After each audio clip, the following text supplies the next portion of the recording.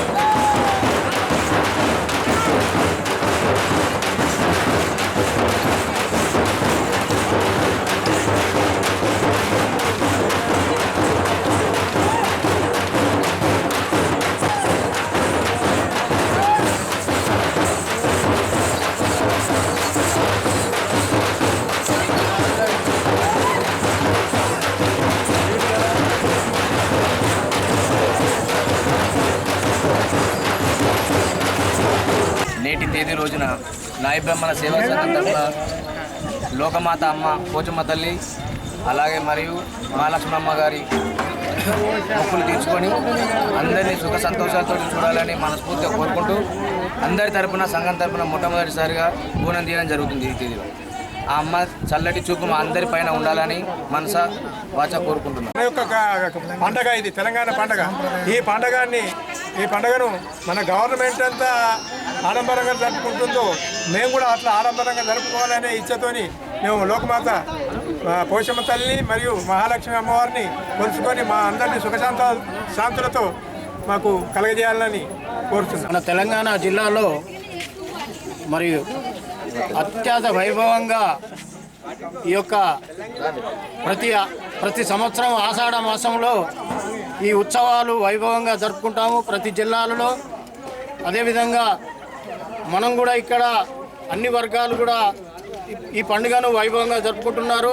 లోకమాత పోచమ్మ తల్లికి మరియు మహాలక్ష్మి తల్లికి కూడా మొక్కులు తీర్చుకొని మరి ప్రజలందరినీ సుఖ సంతోషాలుగా ఉండాలని, పాడి పంటలు మంచిగా పండాలని ఆ మాతలను కొలుచుకుంటూ మొక్కులు చెల్లించుకొని మరి ప్రజలు కూడా చల్లగా ఉండాలని కోరుకుంటూ ఈ ఉత్సవాన్ని వైభవంగా జరుపుకుంటున్నాము.